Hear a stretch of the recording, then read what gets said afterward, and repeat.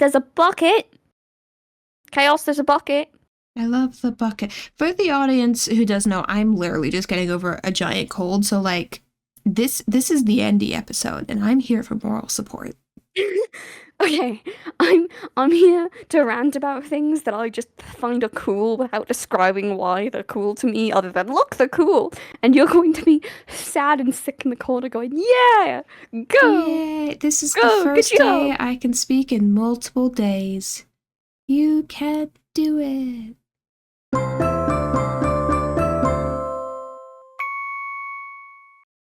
Sing to me, Talia, muse of comedy, of the parables, and the hallways we choose to walk. Sing of the writing on the walls, and the decisions that lead to our own ending. Welcome to FanDive. My name is Chaos. And my name is Andy. I'm back from the void this week. And today we are talking about the Stanley Parables, under the request of Andy. Yeah, it was one of my favorite games for a long while. Like, Minecraft is always going to be up the top, so it's like Spiritfarer, but like Stanley Parable, that's a good comedy, let me think about my life decisions for half an hour, but also laugh the whole time. It's a good game, and I wanted to talk about it. And we were meant to do this like 3 weeks ago, and then everything happened.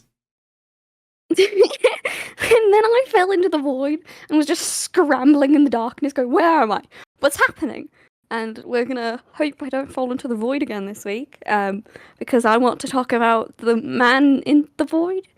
I mean, it's kind of a void, depending on what ending you take. So let's describe the Stanley Parables. This is the story of a man named Stanley. Stanley worked at a company in a big building where he was employee number 427.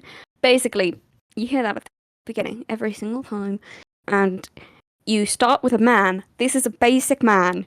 Like, that is a human man who likes pushing buttons on the computer all day. That's his office job. And very standard man. And one day, he wakes up. No, he's at the computer. And he's not getting any instructions of what to do with the computer. And he steps out and everyone is gone. You are kind of guided in the story in the way that there is a narrator who is describing all of this whole setup to you, and he is trying to get you to do a certain storyline. But he is aware that he is a narrator, and is aware that you're in a story, and so... And you interact with the narrator, like he responds to the choices that you make. Yeah. It's one of the first ones that I came across because there's millions of ways to end the game, and I say end in quotation marks because it's just a never-ending loop. The whole thing is the end is never the end, is never the end, is never the end. But if you just walk out of the map, if you glitch yourself out of the map, the narrator does a whole thing of, you'd think this was not part of the design, and you've broken the game, but you were wrong, and now you're going to be stuck here, and I'm going to sing a song to annoy you to restart the game again. There's a part of the map I remember where it's like you go into a storage closet and you're like, the narrator's like, okay, now you can leave the storage closet. And if you just stay there, the narrator will get progressively more and more annoyed. It's like, there's no secret here. You're in a storage closet. You can leave now. Yeah, that's the closet, what's it called? Janitor closet ending? Something like that. And you'll just stand there, and he'll just get more and more annoyed the longer you go there. And you can leave and then go back, and he'll get so mad, because why are you going back into the room? We already explored every single corner. And I believe if you do that for that run, the next time you restart again, he will have boarded up the closet. You are no longer allowed in. Imagine being the narrator. Like, getting that huge packet of voice lines that you have to go through for every single, like, decision potentially that could be made. I am going to say this because I have seen some behind-the-scenes things. I do not know if this is true or not, because when I heard it, it was from the creator's mouth, but the creator was doing a whole lot of lies and truth. It was a weird live stream, let me tell you that. But he said he sent the packet to the person who voiced the narrator, and he did it all in one day. Just sat down and did every single one. And I don't know if that's true or not, but the creator said it is, and I find it funny that somebody wrote down several hours of dialogue narrating people being stupid And he went, yeah, I'm gonna do this in one day. Yeah, all of the lines. Give it a go. The amount of tea that must have been drunk in between recordings, because that's not a short game. It's not, because the end is never the end, is never the end, is never the end. You can basically... I doubt that I've seen every single ending that there is, because there's so many ways that you can go about it, and there's ones where you think you're done, but you're not. Like, I believe there's a confusion ending, which they keep resetting it, and you're never quite sure if you're still in it or not. But it'll build off of itself, It's making fun of the meta-ness of these types of games. It's poking fun at the fourth wall that's not even there anymore, because fully aware. The Stanley Parables is a game about the multiverse of ending. Every decision you could potentially make, you have made it. And the game knows it, and the game will talk about it. Mm-hmm. It's so fun. Let me think about the multiverse. Let me think about the multiverse. Let's go through 3 wrong doorways and have the narrator go, Stanley was very stupid. There's so many... Turn around! I just have this one ending seared into my brain of, like, finding all the different television screens, and then, like, you uncover it's like, yeah, the company you worked for had, like, kicking baby signs and, like, flamethrowers and extreme surveillance. I'm like, what kind of story are we setting up for? And also, if you jump out the window, you're in a white void. Like, hold on. So the, in quote, intended storyline that the narrator is trying to get you to go on is for you to find out that every single employee has been under mind control, and you are supposed to break out of the machine and then walk out of the building into sunshine. But if you successfully do that, you just restart the game again. Which, haha. But along the way, you can choose to take a different doorway. You can choose to turn on the mind control machine. I know one timeline, I say. It's not really time travel, as far as I'm aware. Could be if you think too deep about it. But you can choose a different pathway and get, oh, this is the mind control. Wait a minute, this is spoilers. This is spoilers for the other one. Go back, turn around, spoilers, close your eyes. It's meta. It's the fourth wall. Fourth wall, anything with the fourth wall is beautiful. They made us play Minecraft in the original one that I played. I'm just thinking right now, at some point in the future, we are going to talk about Undertale. It needs to be its own episode, though. But there is a moment in Undertale where if you're fighting Flowey, the main villain, if you didn't know, and you have like a game capture card going, i.e. you're recording it or streaming it, Flowey will call you and the audience out on it, saying you just like watching our characters suffer. You are getting entertainment out of the pain that is being caused. And I was like... the first real time they broke the fourth wall in that game, and I was not prepared for it. Yeah, that's fair enough. That's fair enough. I remember... I'm talking about the Minecraft bits more, because it's no longer in the game since they updated it to Deluxe. I believe that's when they changed that. Because they added more endings. By that, I mean endings that are the same, but now with a bucket. If you did enough things of, I don't want to follow what the narrator is saying, the narrator will do a whole thing of, you don't like my game? Why don't you like my game? Please rate me this. Things that I'll change to see if you like the game better. Here's a scoreboard to see how you rank across all of the other people who have played this game. Then they'll go, fine, you don't like my game? Here's a different game. And pop you into Minecraft. It's not that way anymore, but they did. They would just put you in Minecraft. You would try to walk and start playing Minecraft and go, oh no, an open world? Evil. Put up the walls. No more. No open world. You only get a branching pathway thing. No open world game for you. And that's when it solidified in my brain what kind of thing this is. I think the new version of that, they send you to a different game that company made, and you get to like walk around like this weird like wooded windmill area or something. I'm like, they probably did that for copyright reasons. I believe it's called Firewatch, something like that. Your job is in that game, which is an actual game, is to watch for fires, and there's a whole plot line, whatever. But open world, how about that? Evil. This is really not important, but I want to talk about it because you guys, while I was gone, one of the things you talked about was the like non-visual. How did we phrase it? How did you phrase it? That you don't have a non-visual face for the character character, design. but Yeah.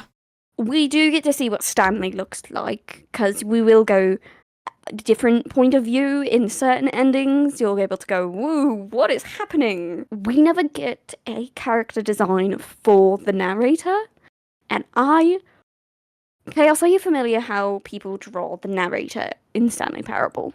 No, because all I can see in my mind is Cecil from Welcome to Night Vale, because I've been on my Night Vale kick again.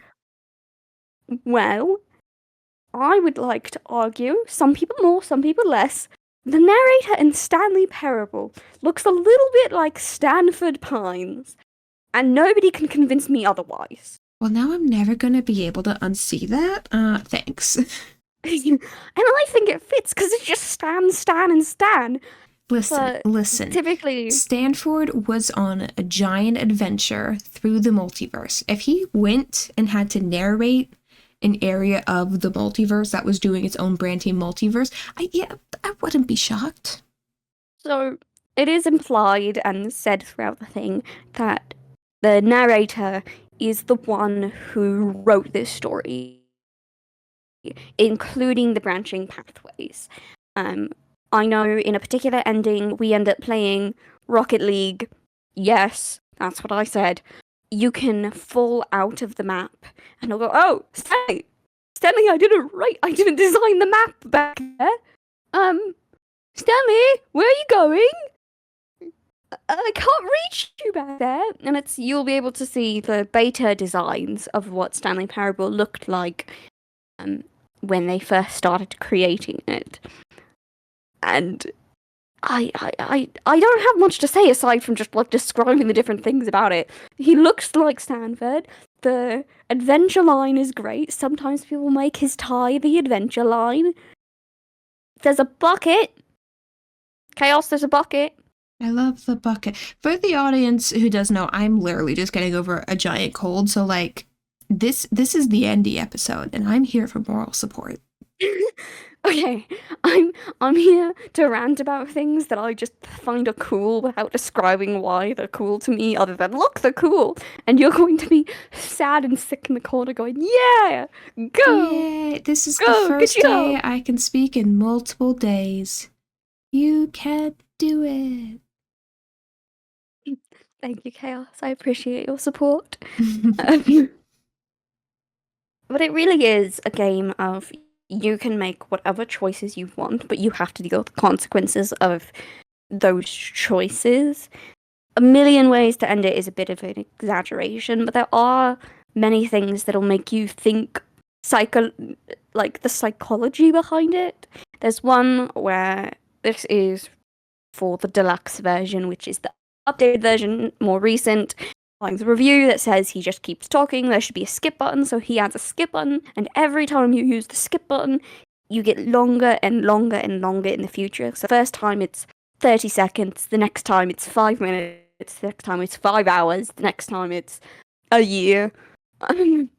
Hype. And you hear the narrator slowly going insane, just talking to himself. You're gone, you're back, it's so long. It's been years. I'm so lonely. You push the skip button again. Silence. And the world slowly crumbles around you as you do this. You're like, this was a funny haha game. What's happening? You join back after 5 years. The idea of like someone having to write this and like sit down and like, what are all the possible? It's not just like taking a left instead of taking a right. It's like, how many different steps? Like, was it like one pathway written first, and then like, okay, let's go back a step and change the ending, and then let's go back another step before that and change the ending on that. But now you have two separate, and like, okay, on that first ending, you could also do this other thing, and like, how is this set up?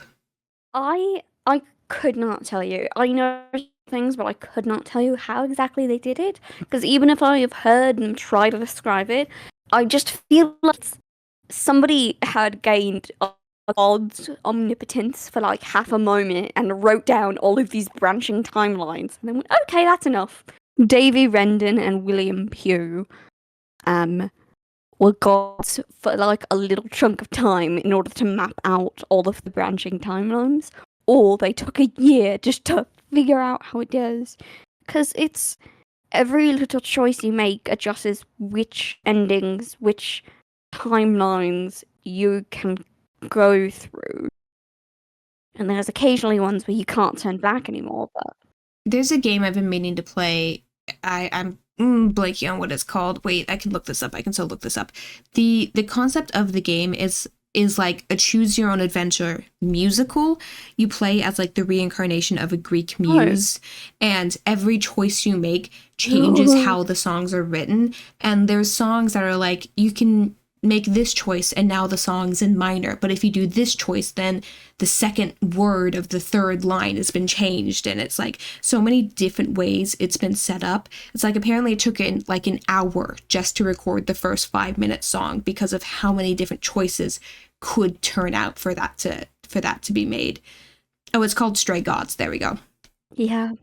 It's like, I feel like there's the Stanley Parables, and then that set us up for all these different, like, choose your own adventure games have always been a thing, but to such an extreme, like, that's really taken off since the Stanley Parables. Yeah, so I will say, just my personality type, I've always liked time loops and choose your own adventures fly effect, basically, to make you question how every little choice and thing you do matters in the timeline, in the long. And so I love storytelling games that let you have a say in the matter. And Stanley Parable is not one, though it is a good example of getting weird with it, I suppose is what I'm going to say. Getting an element of psychological horror in it. Just weirdness. And I love all of the games like that. And there's so many examples who lean into different aspects. Ones that are more open world, but it's still building consequences. You know, like the D&D-esque games. But then there's ones where it's you walk in a path and click on different buttons, and that's what matters. So there's many ways to do it, but just this one stuck with me because I love the silly little narrator man. I love him. I love that guy. Don't know who he is, but he's cool. He's the narrator. Well, is that all you want to talk about? It was released in 2013. I have like a list of information up and the entire intro. We don't. Yes, the game is old. Yes, Andy, but we still talk about it because it's still that foundation. All right, let's move on to the Q&A. Yeah? All right. Question number 1 comes from Anonymous on Tumblr. Once again, if you would like to ask us a question, you can do so either in the comments of this video or head over to our Tumblr. The question is, what piece of media has influenced your way of talking the most? I have joked about this before. I spent a little too long in classical theater growing up. And so, like, hear me use words like alas and foretold and, like, all of the, I talk a little too fancy for myself. So, I don't know if I can narrow it down to one thing. I know, okay, I read a lot of books growing up, so I will just say words that apparently aren't as typical. I've gotten better at that, though. I know Critical Role really influenced how I spoke for a while, specifically Campaign 1. Darling and dear and stuff just became part of my vocabulary. And again, I've gotten better at not always using it, but it's certainly added to my vocabulary. I don't know where I picked this up from, but I know it was from a piece of media using sweetheart as like an insult. Like, oh, sweetheart, like ... I feel like that might have been like some Disney-esque villain movie or whatever. All right, question number 2. Your earliest video game memory. Like, not the first game you ever played, but like the first game you really remember playing. Ooh, hold on. We're going through the recesses of my mind, going, huh? Well, the Wii Fit specifically was one of the first ones that I played with my family. I know I played stuff beforehand. Oh, I did Kirby games when I was younger. Of course, some early Zelda. I have two, and I don't know which. Actually, I probably know which one came first, but I have one that I have a very specific memory of. There's this like Barbie as a spy video game, and I just remember there's this I know what one you're talking about. level that I was consistently stuck on to the point where I could probably still hum you the music to it. Oh, I didn't even consider those. I was thinking of like console. No, I mean like what is the game. video game No. as in like a very broad term? I remember really, really bad games on like a really old computer at this point. Like clunky big thing that we had on the desk that everyone in the household used. And I would find these games online that were like, I was often given, here's a spelling game to teach you how to spell, where you can click on all the letters and they'll make the sounds, and if you put them together, they'll all start singing. I'm like, that's the same as a toy in real life, but on the computer now. But I would also find ones that would definitely give my computer a virus of the different dress up and fight things. What's that? What's that game that Jacksepticeye and yeah, Markiplier and stuff would play early YouTube, where they were on bikes and stuff and trying to get through the obstacles. What was that called? I don't know the name of the game, but there's a song that came out of it called "I Believe in Steve." I didn't play it myself, but I remember that my friends would play it, and I would get so angry at them of how dare you? These are we are at the library in school, and you're playing this. How dare you? This is like the but one cool computer math in the for library. kids. Cool math for kids, though. The video game to play at school computers, because it was like they couldn't block the website. It was about being mathematic, but it was all video games. It wasn't. It was not about being mathematic. It just tricked them long enough that it took them forever to ban it. Cool math for kids. Yeah, I remember. Question number 3. Who do you want to team up in the next Life series? Green has been teasing the Life series for the past couple weeks, and I figured we should probably start talking about potential team-ups we want to see. I'm not even thinking about. I'm thinking about the stupid murals with all of the winners. I'm running out of space. Give me a gigs, but in the Life series. I would love like a Cleo and Lizzie team up, or a Cleo and Jem team up. I'll guarantee you, if that kind of team up happens, it's gonna be the girls and the gays again. Scott and Cleo show up and it's like, we're your diversity hire. We're your diversity hires. The Australian is also here. Does that count? The single Australian on the server? You get an Australian, a non-binary, and a gay man. And that's your gonna be the team that takes them down again for like the 4th time. And we're all gonna applaud as they do it. They don't try to team up necessarily. They really don't. I know they've attempted before to be like, no, we're not going to. They just can't stay away from each other. And it's like, no, we gotta bring one more new person in to say it's a different team again. And it's like, maybe they'll bring in like Ren Dog for this team. The queers and the Australian get together. The queers and the Australian. That's the team up that you're rooting for. Yeah, kind of. No, okay. Instead of Scott, give me those people and Etho. Throw Etho in the mix. I enjoy the content regardless. It's just always fun to think about it and be like, ooh. What those two do? No idea, but let's find out. I'm just excited for Zombie Cleo Life series. I don't know why, but it feels like the series. It feels like the one. I don't even know what the series is yet, but it feels like the one. You won real life. Yeah, but nobody counts that. And then Scott won Simple Life. I do. Scott won Simple Life. And everyone's like, oh, Scott's our first double winner. And then they turn around and still won't acknowledge Zombie Cleo. I'm like, no, it's Zombie Cleo's turn. Zombie Cleo is gonna rule the world. The end. Cleo counts. Cleo counts. Woo. Also, never getting over this. Joel's celestial thing is a car. I know it's a chariot, but like, it's a car. All right. Goodbye. fully read a fanfic where it was like the gods and then a car just drives through them. Goodbye. That's my opinions. Goodbye. Thank you for listening to this week's episode of FanDive. We'll be back again next Monday diving into yet another fandom. Have a topic or question for the podcast?